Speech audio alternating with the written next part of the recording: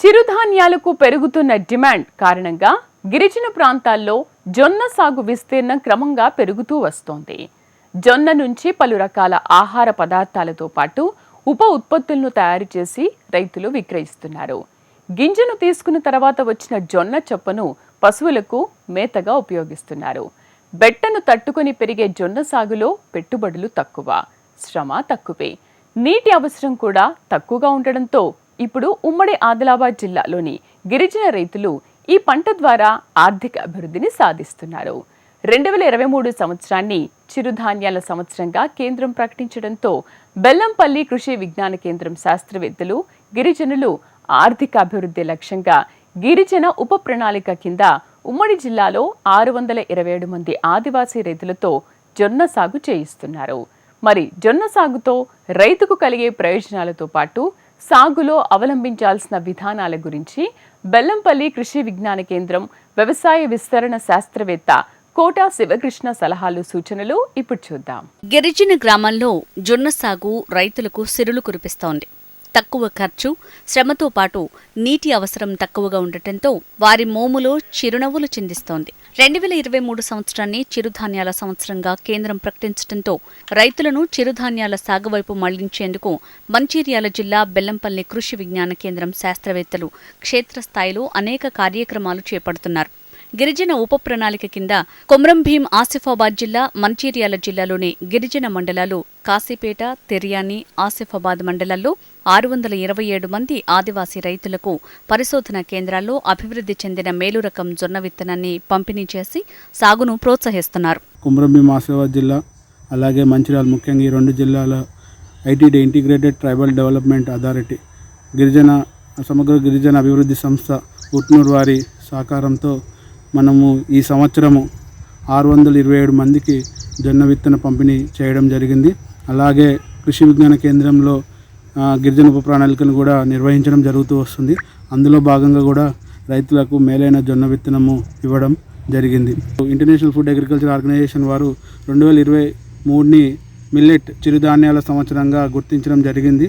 అందులో భాగంగా మేము చిరుధాన్యాలను రైతులకు వేయడంలో అనేక కార్యక్రమాలు నిర్వహించడం జరుగుతూ వస్తున్నది.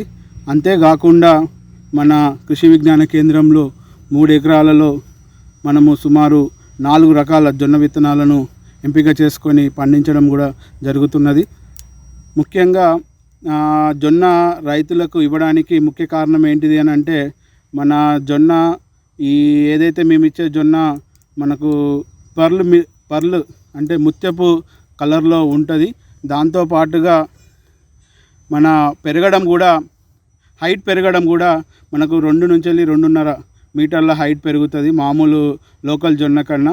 ఇలాంటి గుణగణాలు ఉండడం వల్ల మేలైన జొన్న విత్తనాన్ని మనం Indian institute of millet research అంటే భారత చిరుధాన్యాల పరిశోధన సంస్థ హైదరాబాద్ నుంచి, అలాగే ప్రొఫెసర్ జయశంకర్ తెలంగాణ రాష్ట్ర వ్యవసాయ విశ్వవిద్యాలయంలో ఉన్న మన జొన్న పరిశోధనా కేంద్రమైన తాండూరు కానీ పాలెం పరిశోధనా కేంద్రం నుంచి జొన్న విత్తనాన్ని తీసుకొచ్చి మేలైన జొన్న విత్తనాన్ని గిరిజన రైతులకు ఈ సంవత్సరం ఇవ్వడం జరిగింది.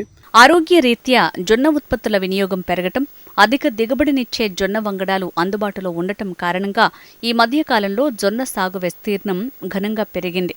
దీనిని దృష్టిలో ఉంచుకుని కృషి విజ్ఞాన కేంద్రం మేలైన జొన్న విత్తనాన్ని పంపిణీ చేసింది. ఈ విత్తనాలు క్షేత్రస్థాయిలో రైతులకు సిరులను కురిపిస్తోంది. స్థానికంగా రైతులు సాగు చేస్తున్న రకాల కన్నా ఈ రకం జొన్న 3 రెట్లు అధిక దిగుబడిని అందించడంతో పాటు గింజ తీసిన తర్వాత మిగిలిన చొప్పను పాడి రైతులకు విక్రయిస్తూ రైతులు అదనపు ఆదాయాన్ని ఆర్జిస్తున్నారని శాస్త్రవేత్తలు తెలియజేస్తున్నారు. మిగతా పంటల సాగుతో చూస్తే తక్కువ ఖర్చుతో, తక్కువ నీటితో, తక్కువ శ్రమతో అధిక దిగుబడి పొందొచ్చని, తద్వారా రైతు ఆర్థికంగా అభివృద్ధి సాధిస్తాడని తెలిపారు.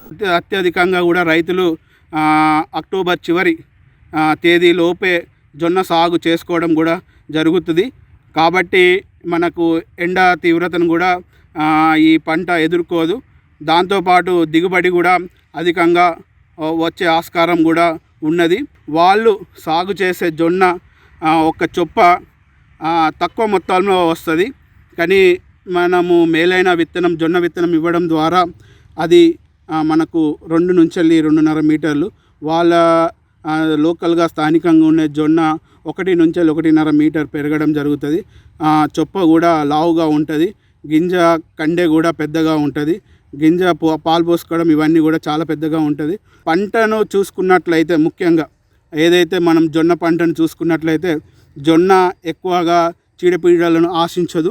ముఖ్యంగా ఏంటంటే నీటి ఎద్దడి, అంటే విత్తినప్పటి నుంచి వెళ్ళి ఒక్కటి కూడా ఒకసారి కానీ 2 సార్లు మొత్తానికే మనము నీటిని ఇవ్వకపోవడం ద్వారా మనకు మసి తెగులు వచ్చే ఆస్కారం ఉంటుంది.